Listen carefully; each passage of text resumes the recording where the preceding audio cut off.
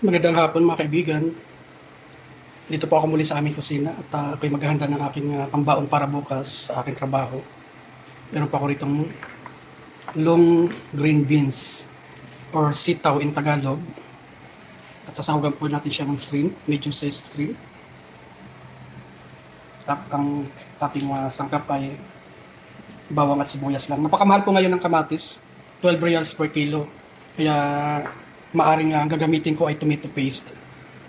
So ayan, handa na po lahat ating mga kaibigan para lutuin yung ating simpleng menu. Ginisang sitaw with shrimp. At ang ating pampalit sa fresh tomato ay tomato paste. Meron tayo itong seasoning, ground black pepper, ang ating olive oil, at soy sauce. Tara, simulan na po natin magluto. So, mainit na po yung ating kawali. Lagay na po tayo ng olive oil. Usok na po yung ating kawali.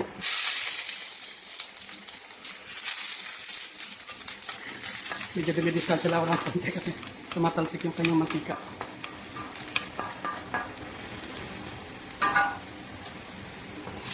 Ang red onion.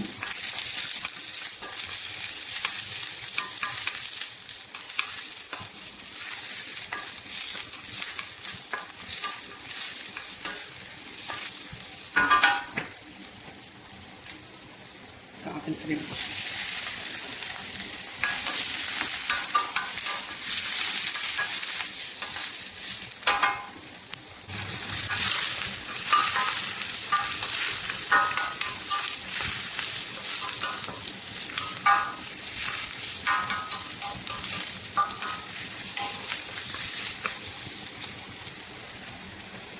Yan, dahil so wala tayong fresh tomato, gagamitin natin ay tomato paste. Isang tablespoon po yung nilagay ko.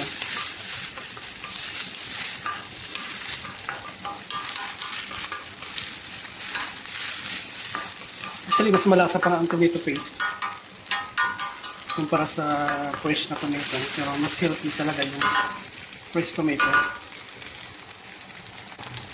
Lagyan na po natin yung black pepper.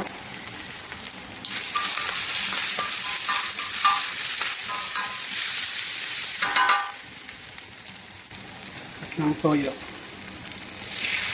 Yan.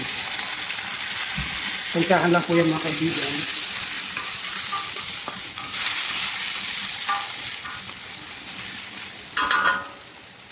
At this point, ilalagay ko na po yung ating yung sitaw or beans. Long green sitaw.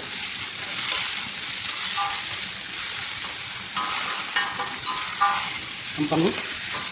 Ang bango ng hipon.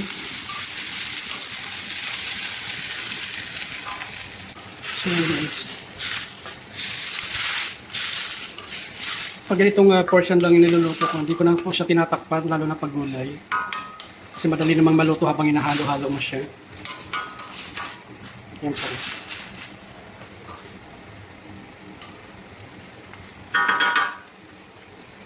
At this point, titimplahan na po natin siya ng seasoning. Yan, kunting portion lang po kasi naglagay na po tayo ng toyo. So yun mga kaibigan, luto na po yung ating sauteed long green beans or sitaw with shrimp. Yan po. Medyo mapula siya kasi tomato paste po yung gamit natin. Hindi po sariwang kamatis. So yan. Hintayin na lang po natin na maiga ng kaunti yung kanyang sabaw. Walang hipon po kasi pag niluto ang hipon, nagtutubig talagang hipon. So yan po siya. Yummy.